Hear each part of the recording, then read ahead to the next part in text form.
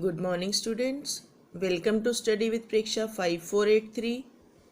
आज हम आपके लिए लाए हैं कक्षा 6 सामाजिक और राजनीतिक जीवन का कार्य पुस्तक में पहला पाठ विविधता की समझ।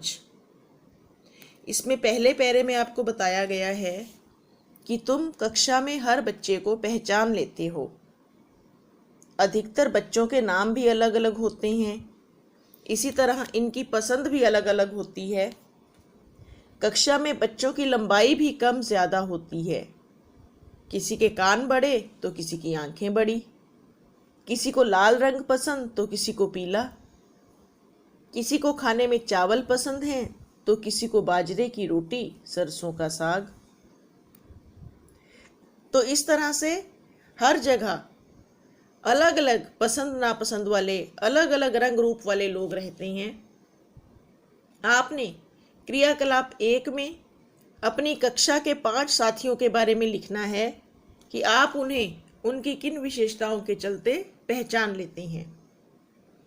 तो आपने जब जांच लिया तो आपने ये देखा होगा कि आपके 5 दोस्तों में समानता और असमानता दोनों अलग अलग विशेषताएं मौजूद थी।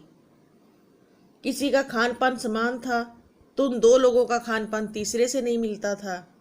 धर्म अलग हो सकता है, जाति अलग हो सकती है, उनकी पसंद के वस्त्र अलग हो सकते हैं।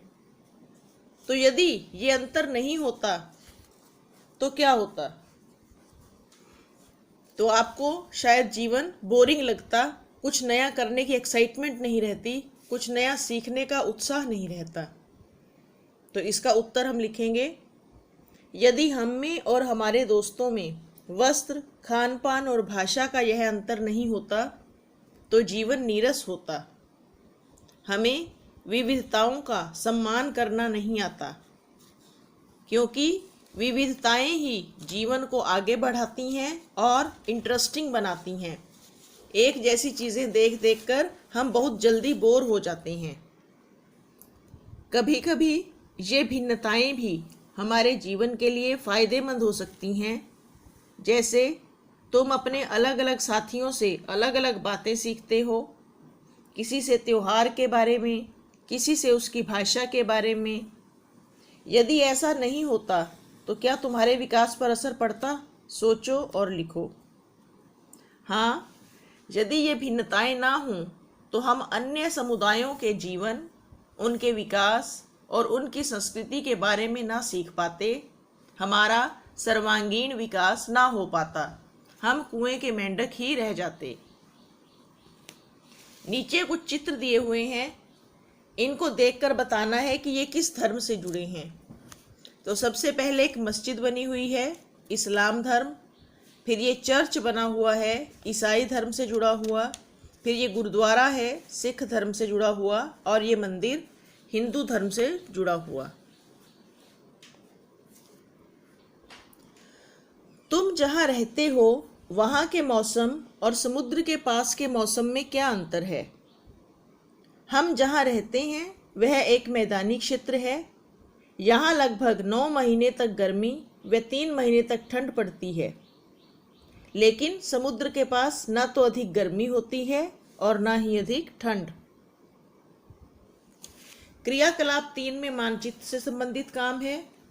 एक मानचित्र भारत का दिखाया गया है और ये राज्य क और ये राज्य ख, इन दोनों को पहचानना है और इनका अंतर लिखना है। राज्य क का क्या नाम है? राज्य क का नाम लद्दाख है। यह भारत का एक केंद्र शासित प्रदेश है। यह भारत का सबसे ऊंचा पठार है। इसमें लेह और कारगिल 2 जिले हैं। राज्य ख का क्या नाम है? राज्य ख का नाम केरल है। इसे पृथ्वी पर स्वर्ग या भगवान का घर भी कहा जाता है। इसकी राजधानी तिरुवनंतपुरम है। यह समुद्र तट पर स्थित है। अपने सुहावने मौसम के कारण यह वर्ष भर पर्यटकों को आकर्षित करता है। इन सब विविधताओं के बावजूद भारत में ऐसी कौन सी बात है जो भारत को एकता में बांधती है? तो सबसे पहले तो अगर आप भारत का आकार देखें तो ये चारों ओर से एक सुदृढ़ बाउंड्री लाइन पूरा एक मनुष्य का आकार, ये सर, ये पैर, ये हाथ, एक पूरा सुपरिभाषित आकार है जो भारत को एक यूनिट, एक इकाई में रखता है। फिर हमारी संस्कृति, और तीसरे हमारा धार्मिक साहित्य। हर भाषा में हमारे वेदों से लिए गए उदाहरण, रामचरितमानस और महाभारत से लिए गए काव्य और उनसे मिलते जुलते उनकी कहानियों को दिखाते हुए ग्रंथ हमें मिल जाएंगे।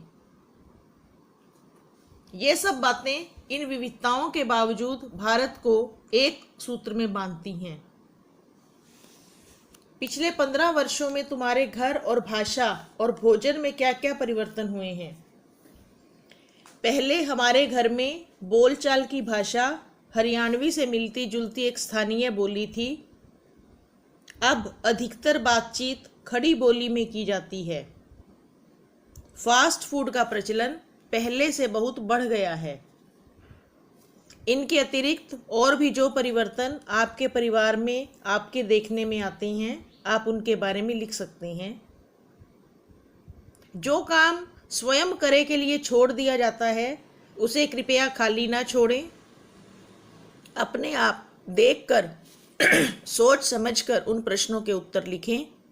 इसी से आपकी रचनात्मकता को बढ़ावा मिलेगा और आप लिखना सीखेंगे। ये वीडियो यहीं खत्म होता है। देखते रहिए स्टडी विद प्रेक्षा 5483। धन्यवाद।